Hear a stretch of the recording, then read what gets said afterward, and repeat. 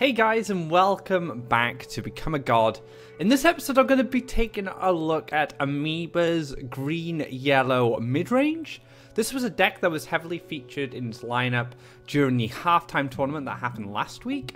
We got to see this deck a lot on stream, and it was one of the decks that intrigued me the most because green-yellow has traditionally always been sacrifice. We haven't had a lot of a variance of the archetype in the history of Faeria, so it's nice to see someone willing to experiment with a new style of play with green-yellow, and Amoeba did that with this mid-range deck. And the whole idea is because there are good creatures in yellow that benefit from power-ups, you basically put those creatures in like the Lionfish and the new Dustbringer Wraith, and you can power them up. They become more durable, more likely to either get the Death Touch going or the Corrupt ability. You also get the mobility as well, so you can give stuff like Verdant Force, Flying, and Charge 2, which is also very beneficial. And it all synergizes with the Ancient Ball, so you can make quick tempo plays, get a 4/5 for free Faeria. So there's a lot of good things going for this deck. I still feel like it's in its infancy. There may be cards coming in the future of Resurgence for the green part that may benefit this deck. I don't know yet, but that's something I'll be looking at in the future. I also feel this deck could do with some hard removal. I feel like it could take up 1 or 2 slots just to fit in like a Choking Sand and a Last Nightmare. Just to be able to deal with some specific matchups and some big threats. Last Nightmare and Choking Sands could just give that little push the deck needs to find a lethal. But overall, I've had a lot of success with this. I've been playing it on ladder. I've been kind of going up and down rank 2 and 3 with it. So I've been doing okay with it. It's not bad. I find Yellow Rush a bit difficult for the deck, mainly because I didn't have a lot of taunts. But overall, I think the deck's really solid, and I hope you enjoy watching me play. So without further ado, let's get into the matches and see how this deck performs. Alright guys, first game. Let's kick things off in style. Verdant Force to start things off, you know, it's a turn 2 play. I might roll with that. Eldwood Embrace, I'm going to Forest anyway, so Eldwood Embrace works out. Could use Kaleem's Training as well. It'd take me to 4 turns. So maybe I throw this and see if I get anything a bit more useful. Okay, so now things could change. I could just go for the turn 1 Lionfish and start harvesting Faeria.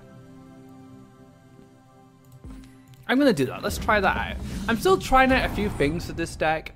How to open, you know, when to switch sides, if I switch sides at all. Like, I have the luxury of being able to stick fish in between the wells, which I don't think a lot of decks get that option. Now, I might actually switch sides now, because I can go like Forest here, and then go Forest here into Verdant Force, and then go Desert here.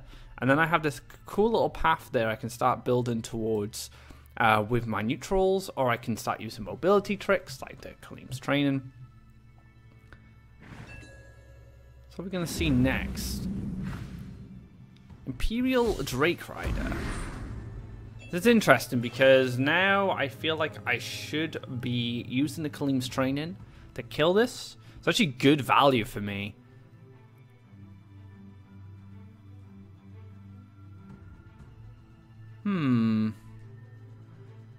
I get the Dustbringer Wraith if I play that.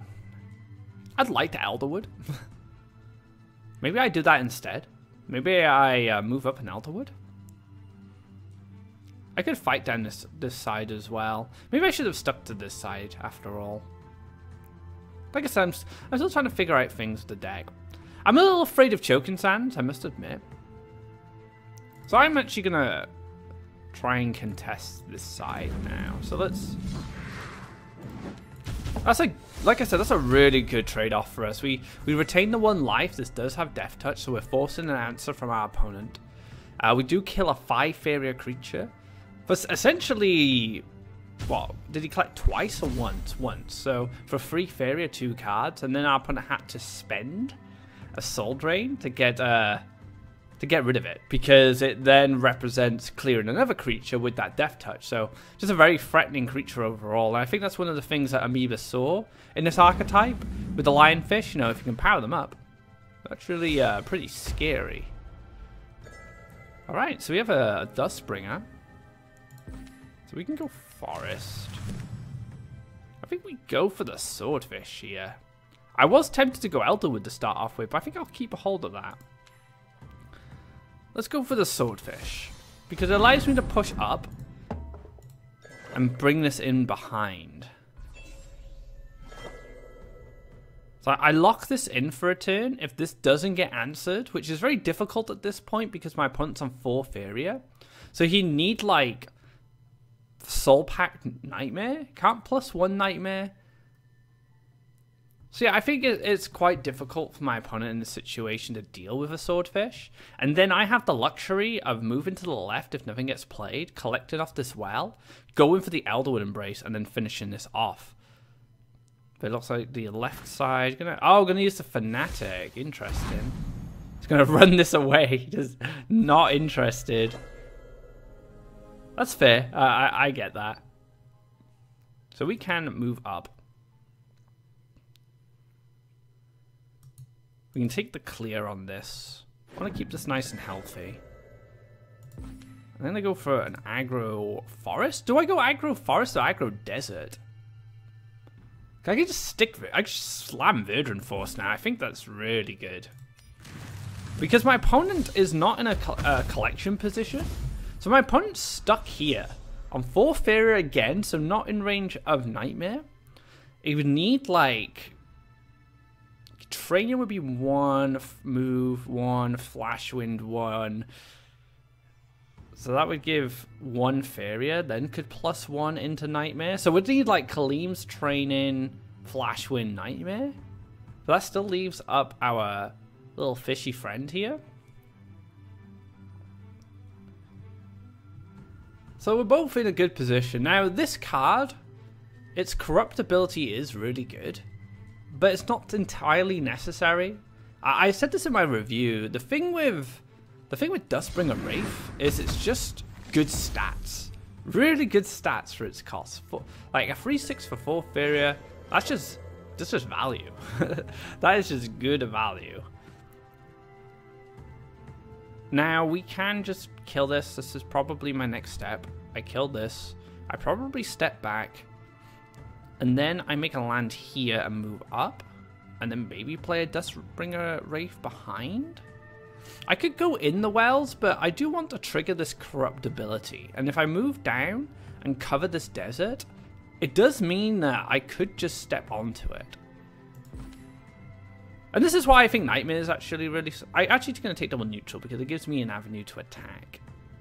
But then again, if I take desert here, it does give me a way to play more Dustbringers in the future. So let's just go for this. Do I want to play another Dustbringer Wraith? I don't think so. I think I actually play the Overgrown Tower and I power this up by 1. And the main reason is to play around Wind Soldier. So this, I'm now forcing my opponent to have like multiple removal options here. Like Nightmare's just clean, but no, just going to scoop. So just very difficult to kind of get a win in that condition, because I feel like when this deck's ahead, it's very hard to take it back, take the initiative back, because the deck has a lot of power-ups and can keep the creatures alive. So it can be very difficult for you to come back against this deck, and I think that's one of its strengths. But a victory to start things off, very, very good. Let's get into another match. Alright guys, another match. Going up against Xged. It's going to be a tough one, for sure. Playing this Lionfish as an early collector really benefited us in that match. Killing the Drake Rider was super strong. Now, I got a feeling Xged might be playing Yellow Rush. Was yesterday. But then again, this is a casual Xged, so maybe something a little spicier.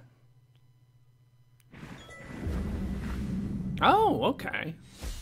That's interesting.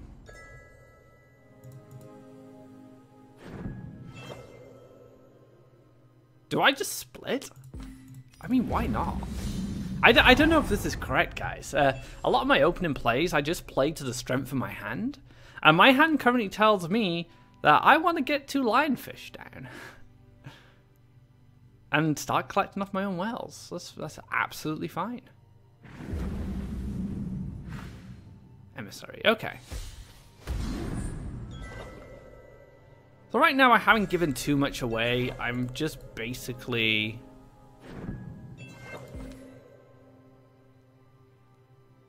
Yeah, I'm just kind of basically, this kind of says a lot, but until I made that forest, I was just basically a yellow deck. Maybe like yellow flyers. Now my only hope, this is a risky collect because my opponent is active with this lionfish before I am in this path here. And a Celestial Tower with a Kaleem's Training could be very, or an Avery could be really bad here. Avery into Mobility Trick. Celestial Tower, like I said. Oh, okay. Alright. I see.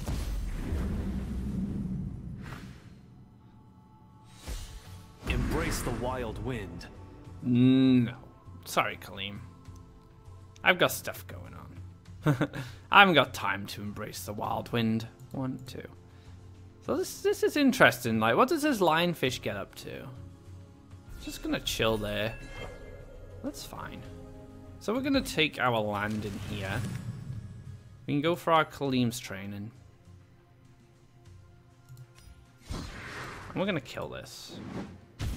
Because I don't want this to get value, and this puts me in a pretty good situation. Because I'm in a good defensive and offensive situation to deal with anything annoying that comes down. Next, I'm going to play the Swordfish. Now this is 8, I'm on 7. So what I can do, I can play this down, and then I can Elderwood it. And that actually pushes it way out of reach of these guys. So Xked now needs something like a Mobility Trick to really get anything going. Once again, we're in that sweet magic number there for Faeria. No way to really get a Nightmare without a combination of cards. So I'm pretty comfortable, based on my opponent's starting Faeria of this turn, to play an Elderwood Embrace. Now, if my opponent had 5 Faeria, I'd probably play the Explorer instead. Mainly because you could +1 into Nightmare, and it's a big blowout. Like, if this got Nightmare now, it's a big blowout for me. I lose a lot. I lose 8 Faeria, and I lose 2 cards. But luckily for me, like I said, I'm in a pretty good situation here. So the Swordy Fish is going to keep Xked locked in this position. And now Xked's in a situation of, you can't really play anything here. Because my fish, and there you go, just going to scoop. And that's actually a big scoop, because that tells me that all Xked really had was a creature to play even here, and not much else. And he couldn't commit to that creature because the lionfish just kills it for free. And that's really bad, depending on the cost of that creature.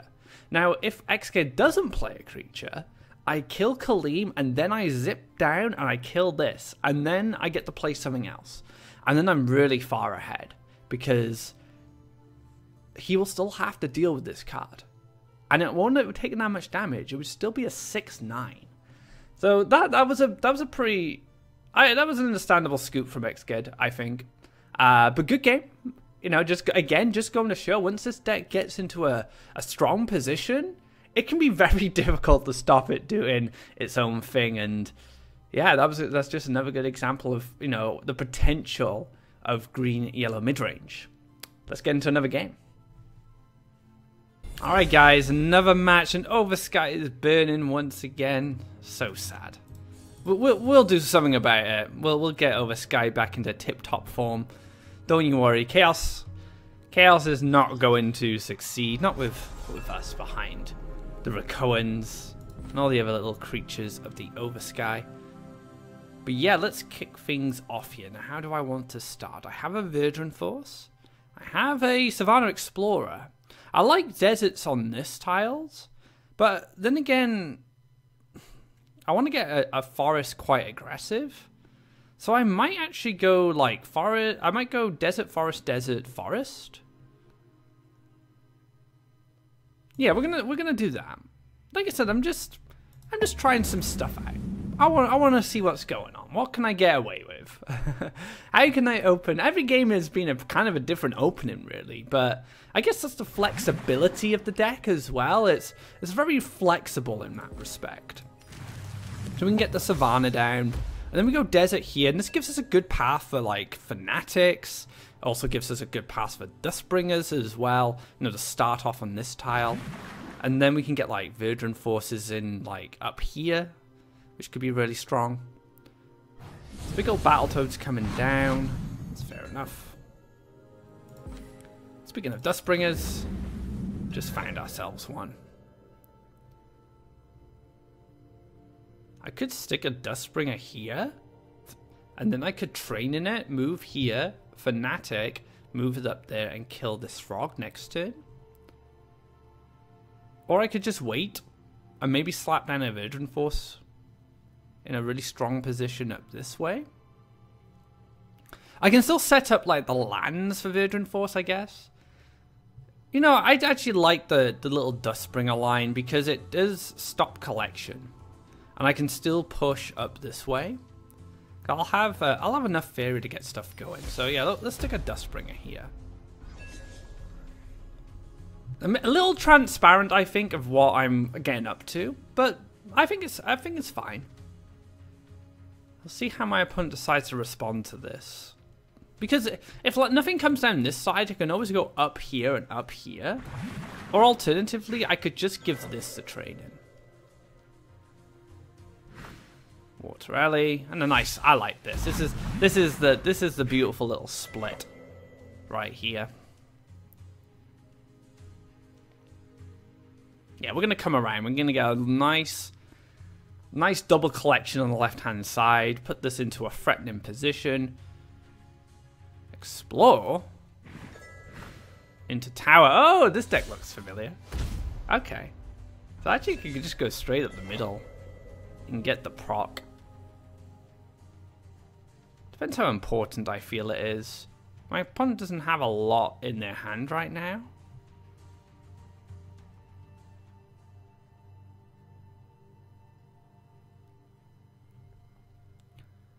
Maybe I can go... Right, I'm going to go for a forest. I know that for certain. This is going to be a forest. I want to push this up to a 4/6. I'm thinking maybe I actually train in this. Go up here. Push it across with the Fanatic. Clear this. Leaves me on 3 life. Which means the frog can finish it off. But land will need to be developed. I'll be in this spot. And go for the Soul Drain. Alternatively, I can just keep what I was doing originally. And then maybe just push this up. Yeah, I'm actually going to stick to my original plan here. Mainly because I want to make sure the left side does demand some attention from my opponent. And we'll take the Soul Drain. And then we have it. And I made this deck. I think this is my deck. So I know its weaknesses. I know its strengths. And pressure is the biggest problem that my Chaos Control struggles with. I've again left to do what I want. I'm loving life. But if there's any pressure, it can be very difficult to fend off aggression. That's why this could have actually been double neutral, I think. But I wanted to be a 4/6. I just wanted to be a 4/6 just in case I needed to challenge our fellow water elemental.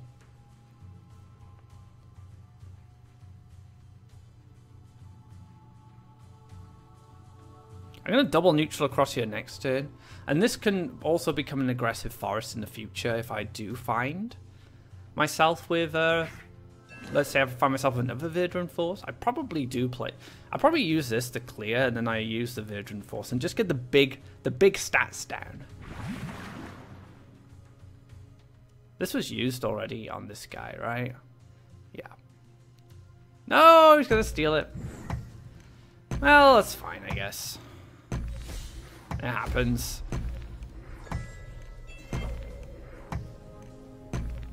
Oh, that's interesting.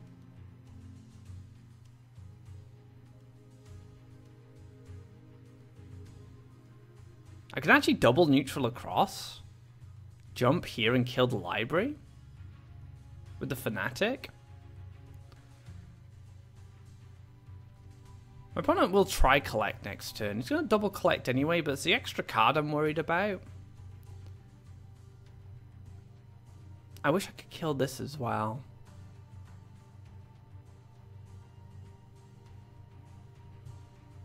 Yeah. This is kind of sad. I'm not too happy with this, but sometimes you just gotta do things you don't want to do. This is definitely one of them. I have to jump over and kill the library. Like, Dustbringer Wraith in a good spot here. I should have maybe even played around the Aurora's trick and went for, like, a more aggressive play like the Virgin Force. I kind of enabled my opponent to do this. But it's fine. I think I'm still in a good spot. This needs to be answered. We might see just a ping here and this gets cleared. And I might just go... see, I want to get a forest somewhere. I want to get an aggro forest somewhere. It's going to trigger. That's fine. It's one card. Like, I really don't... I'd rather this make this 7 and then I kill it so it doesn't double collect. Like, that's fine. It's going to take care of that.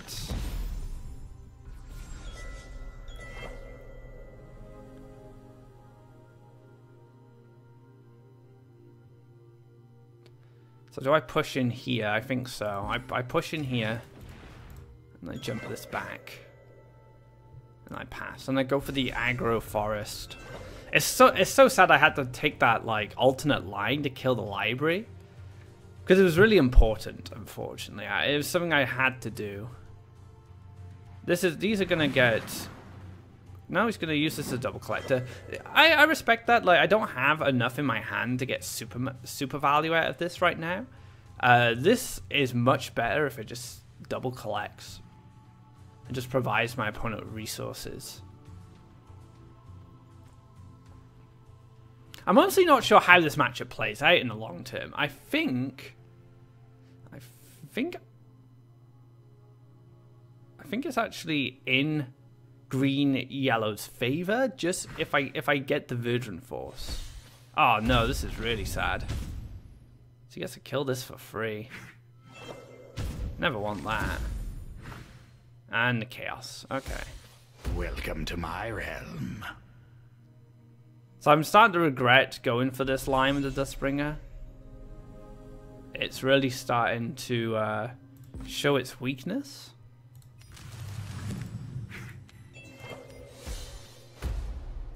I could have just soul drained here. I made my last land, traded, moved up and cleared the Battletoad. And then I would still have this Dustbringer kind of moving up. It probably would have still got stolen. That was inevitable, I feel, but I'd just been in a much more aggressive position.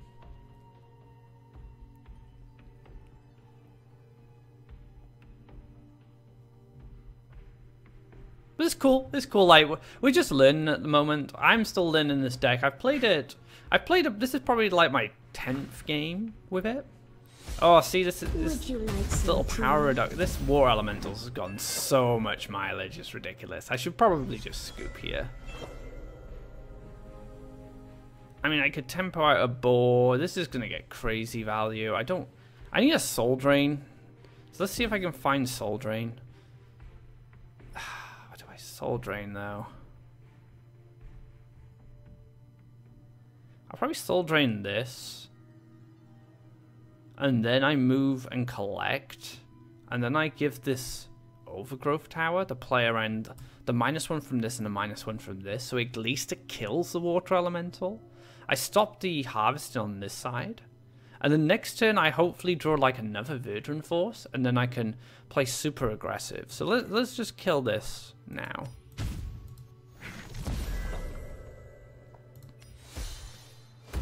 Yeah, we're going to push this up to a 3/3. Just to, like I said, play around the -1 on this guy and then play around the -1. So I want to try and make sure we kill this. Problem is, I know my deck. I know there could just be a creation waiting, and creation would be really strong. Like, jump here, collect creation, the Aurora, power this back up to 6. Boom. Nope, just going to steal it instead. Okay. Picking up the trick.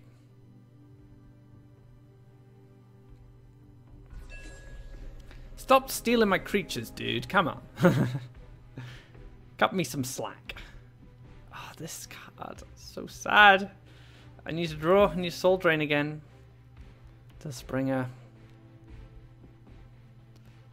I can push this up to an 8/8 with the tower. It's just gonna die though, that's the problem.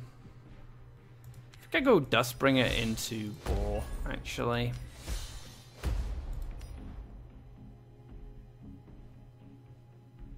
And then I'm gonna Elder with the Boar. And cross my fingers, there's no Humbling and there's no Frogify. Hope these two fight each other off. Oh, I should have towered something actually. Maybe just towered the Boar. 6, 2, 1. Like there's enough here between these two to kill the Boar. We've seen both tricks now at least.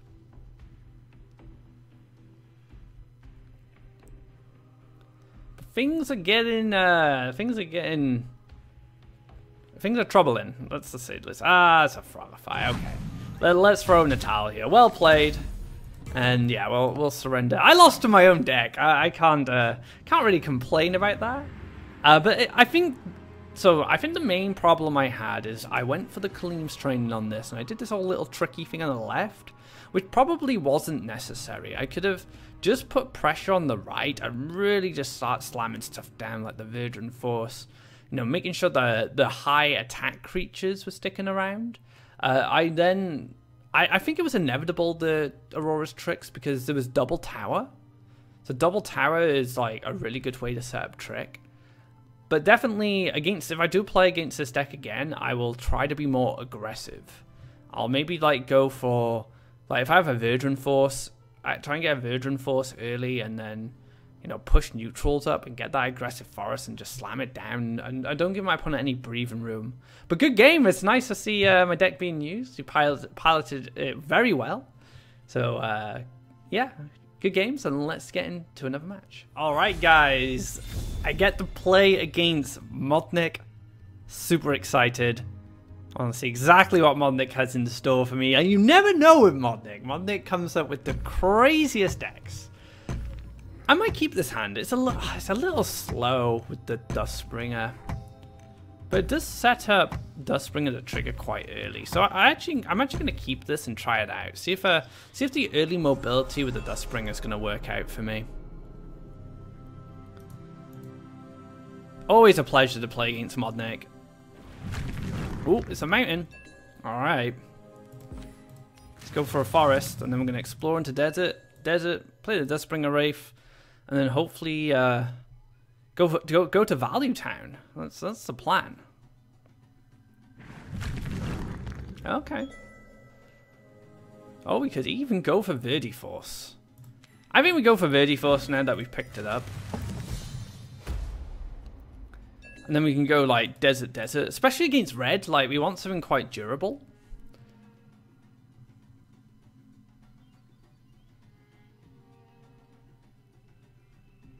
We've seen mountains so far. Who knows what else? I think Modnik might be interested in all the Ignis stuff. Divine Guardian? No, it's going to be a Ritualist. Okay. Going for the +1. What plan does Modnik have in store for me? With +1. Guaranteed 10 Faeria next turn. So what's 10 Faeria by a red control deck?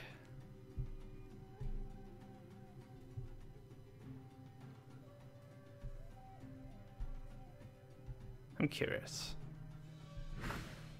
I guess a Ground Shaker. Okay.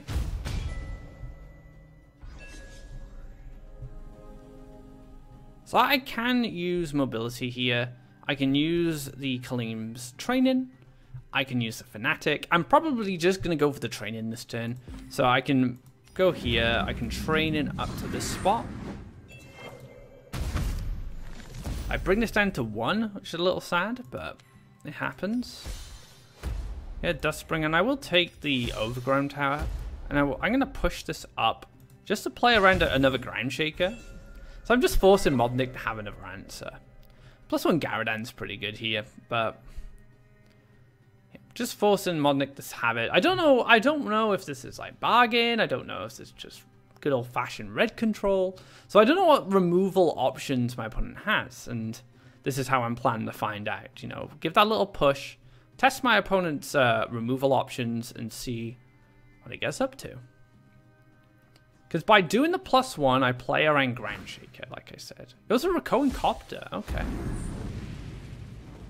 That's pretty cool. I'm hoping nothing gets played here. I'd be very happy if that's the case.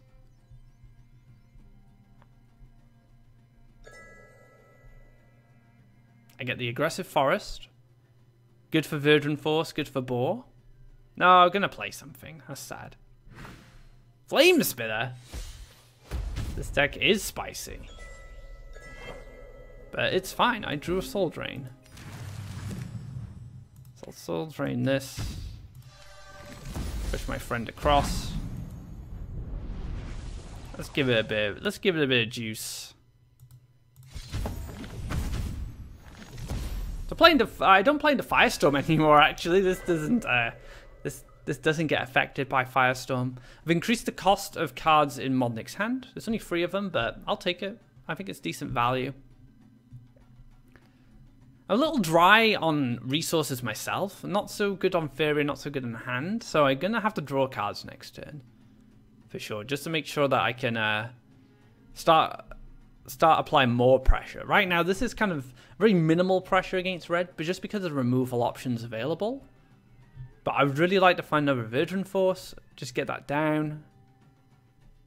And then just, you know, use that 7/7. So it actually goes for the kill on the Fanatic with the Cypher's Wrath. So Cypher's Wrath did exist. Oh, there's a free cost Cypher's Wrath. I'll take it. 5 Faeria to kill all my guys. I'm going to double neutral. And it's going to push in between the wells. Swordfish is good. Okay. I'm game, but we're still going to draw cards. Alright, let's take the Swordfish. Get the cost reduction on this Boar so we can dash it up next turn. Like I said, we really want to get some threats in our hand just so we can just continue applying pressure. Now this was a 2-cost Cypher's Wrath and this was a 3-cost Cypher's Wrath. So I know this card was drawn, which means these 2 here still have their cost increased by 1.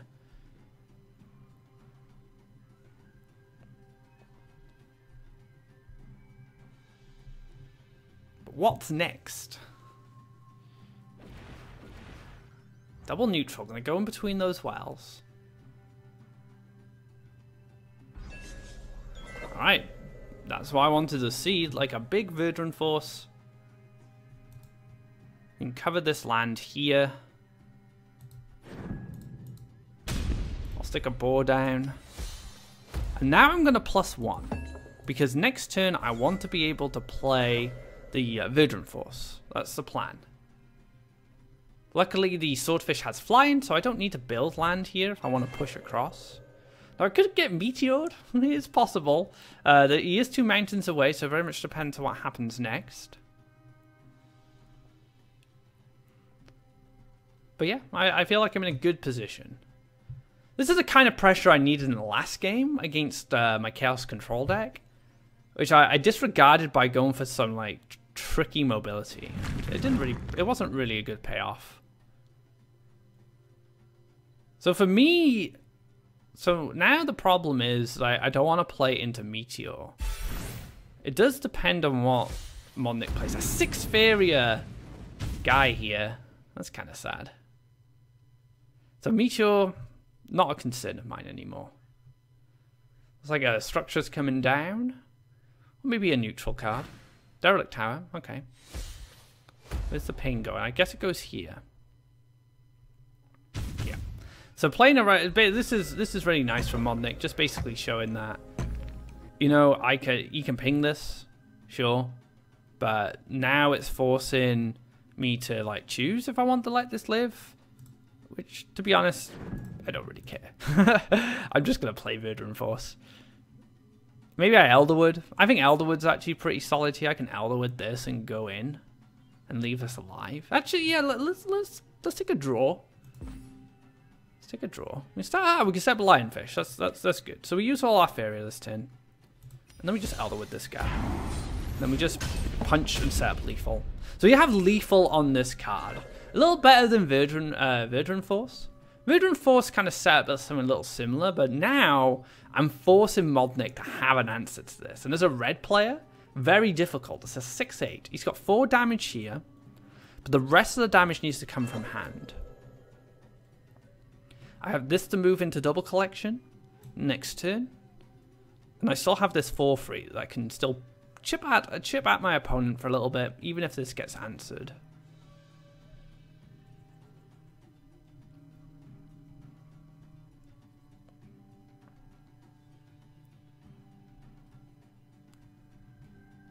What is the answer to my question? Flame Burst the Piggy? Flame Burst the Cohen? And Cypher's Wrath. So a lot of resources spent there. Still has a double collector, so still in a decent spot. I'm just a draw away from lethal now with a power up. Interesting. I think I actually just do it, right? Yeah, probably. Like I just set up lethal. I just say you need answer to both of these, and next turn I can play Verdant Force anyway. Let's put Modnik down to 1. And 2 problems are here. Could collect Firestorm into ping, and then I just go Verdant Force, and then I have mobility with the Fanatic.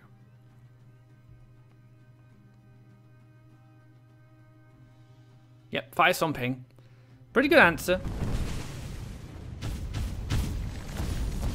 But I have such a strong follow-up that I don't really mind. Ah, I was so close as well. Outdoor Embrace getting picked up. Big boy Verdant Force, 7/7. Again, quite difficult to deal with. Could Havoc it. Havoc's pretty good answer here. I think Havoc actually just tips Modnik into the green. He's in the red right now. But a Havoc would give Modnik the breathing room he needs to just relax a little. It's going to show how like strong that Ritualist is. Just collecting. Just in that double collection position. Is going to rely on a creature. 5 Faeria Ritualist. Feels bad. And then, yeah. So well played. Well played, Modnik. Go for the forest. And then, yeah, we just shift around here. Boom, finish things off. So that pressure there, it was the pressure I needed to apply against the Chaos Control. And I learned that when I played against it. So I'm not always going to play perfectly. I'm probably not always going to play well. But as long as I learn something from my play, I'm pretty satisfied. So I lost to Chaos Control because I didn't understand completely how much I could get away with. Now, after playing that, I readjusted my playstyle against another control deck, and it paid off. Now, I am playing green against red, so the matchup was a bit more in my favor. But I'm confident if I played against Chaos Control again, I can make that adjustment, and yeah, hopefully get a win against it. Alright, let's move on to our final match. Alright guys, final game against Shapagza. I'm going to keep this, because this just synergizes so well. We saw how strong this was against Xged. So let's keep this just in case I need a Death Touch to do some work for me. But looking actually pretty good hand overall. Like I get to play Dustbringer Wraith on the follow-up. And I get an early Collector. And that's one of the things I really like about this deck, but also about the Lionfish. To me, it's just a better sturdy shell. It's not locked out by Aquatic. It just kind of, it gets to do what it wants. Now we're going to see, again, like a red control kind of opening. I don't know, like, I feel like maybe I just push down this side anyway. Yeah, I'm going to push down this side anyway. Mainly because I have the Kaleem's Training and the Elderwood, so what I can do is I could Desert, play the Dustbringer, and when I pass, I can use the Training to get up. Or I can just use the Forest and then Elderwood it, and then I just have a really durable threat. And then I have that Kaleem's Training in my back pocket, just if I need it, to move around the board and maybe take care of this guy in the future. Nice to see like some kind of corrupt deck coming off from Chapagza here. Yeah, we're just gonna move up this way. Hope there's no removal for it. Really want to get this Elderwood Embrace down, especially with my opponent have such a big hand.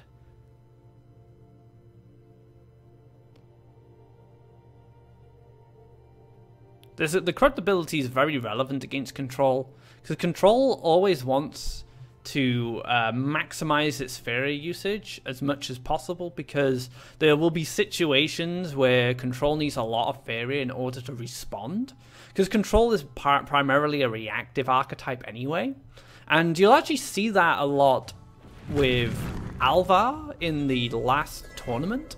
So Alvar in the last tournament, one thing you'll notice about the play is he values Faeria over everything. Like, he is so good at maximizing his collections, and his Faeria usage is one of his greatest skills as a player. And especially as someone like Alva who plays like control and like slow, grindy decks, that skill is very useful. And this is where this card has a huge impact on control, because it kills the maths. Like, the maths don't work out, or the maths are just a little sadder. Just see a Cypher's Wrath here, I think. Explore. Lost Explorer, okay. So my opponent just kind of dumping the hand, which is fine. I get it.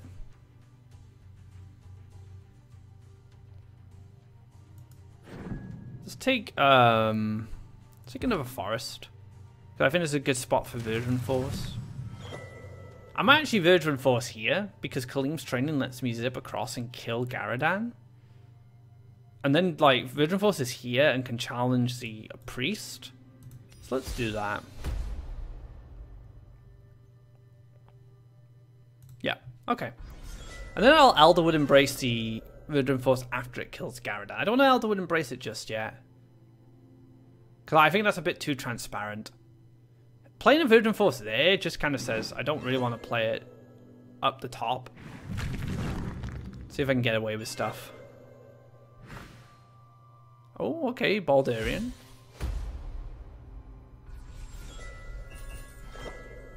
It's Explorer. Can take a draw. Springer. Okay.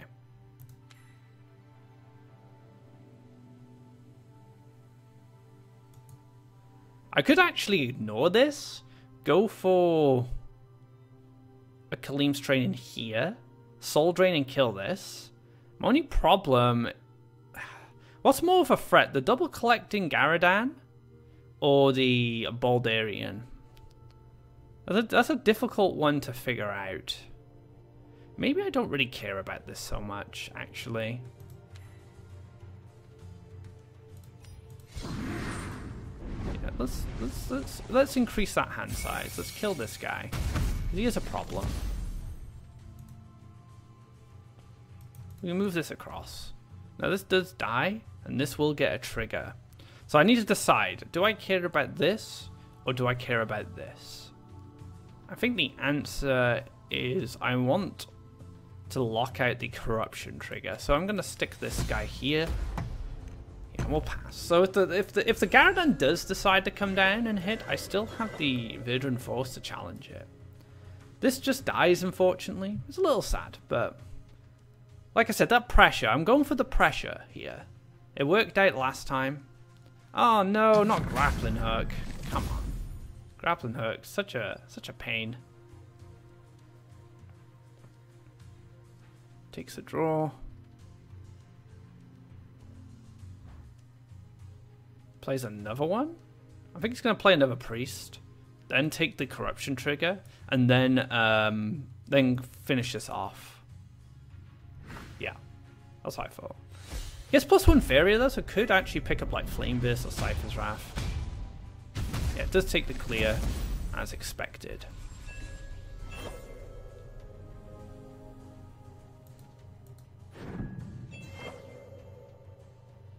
So we Elderwood this. We clear this out. And then we go for the aggro boar. Just gonna take a desert here. Just for the future, because I want to get a Dustbringer Wraith here next turn. Yeah, we're just putting on the pressure. The boar was such a good draw because it gave me a very cheap threat. It allowed me to dash onto that mountain, so stopping a creature coming down there and forcing my opponent to defend from this land. And then if I pick up a mobility trick, like this Brigand could do a lot of work. Just go Brigand? Sorry, just Lionfish. I still have a Brigand and my brain was like, oh yeah, a Brigand. Alright, let's take a draw. There's another Lionfish. We'll clear this out. Let's go for a Dustbringer. Just slowly move this up. Force my opponent to think about this. No Garadan anymore. This is actually a decent Firestorm, to be honest. Good Firestorm with a Flame Burst. If I had left this here, there would have been a crazy Firestorm. So maybe I don't move this up to play around Firestorm, but I know Firestorm, not everyone's running it anymore.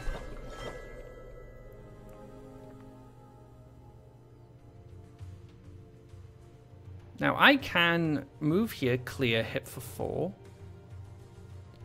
So again, I'm going to take a draw because I want to see if I pick up anything else. Ooh. Ooh, that is interesting.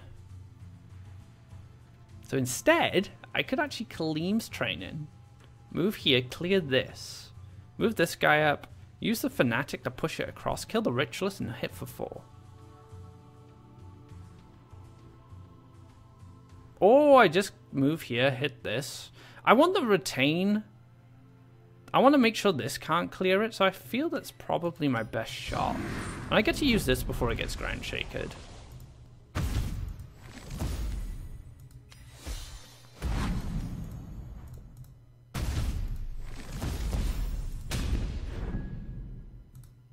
So yeah, now this trades here, which is fine. It's like 4 Faeria, this collected for 2 Faeria essentially, and I got to kill a Brigand in the process. Now this is 1 life ahead of this, so I need something a little extra. So I'm just demanding that from my opponent, and we do know that I hit 4 cards with this ability, which is really good against control. 4 cards is good value. So again, like, I'm in this really good position. I'm starting to figure out this deck more. Like, I like the pressure it can apply. And there we go, we're just going to scoop there. This card is so good, guys. Honestly, this card is so good. I really love this deck. I'm really excited to see what green Yellow Midrange has for itself in the future. Like, what cards are we going to get in the next part of Resurgence? Is there any changes I can make to this and make this a bit more solid? I don't know. Like, I think Amoeba's a very good deck builder. He's great at building these consistent decks, which I've featured a lot of his decks on Become a God in the past. So I don't know. I don't feel like it needs a change. I think like I would only really change it to give it some tools that I'd like to see. Like I said, I'd like to see maybe a Last Nightmare, probably like a Choking Sands. But where do you find a space? That's the big question. Like, I don't know. I don't know the answer to that. But good games to everyone today. Fantastic play all around. Yeah, I'm very happy with this deck. That wraps up this episode of Become a God. I hope you guys enjoyed it. Solid deck. Give it a shot. A new archetype on the rise thanks to Amoeba's deck building efforts. And of course the results he achieved in the recent halftime tournament. So big shout outs there for this deck. I really loved watching it being played during that tournament. But I also love playing it myself. It's just a lot of fun. If you like this video, be sure to give it a thumbs up. If you haven't already, drop a subscribe to keep up to date of when our content goes live. You can check out my Become a God from last week, which was the Chaos Control. So the deck I lost to in this episode, it's actually my deck that I built last week. And I'm a big fan of Chaos Control. Got massive buffs for this expansion, which I was very happy with. So be sure to check that out if you want to see more on that deck. It's also my balance patch review with some stream highlights from when Resurgence launched. And of course my card review I did when all the cards were spoiled for part 1. So until next time guys, take care and enjoy Amoeba's green Yellow Midrange.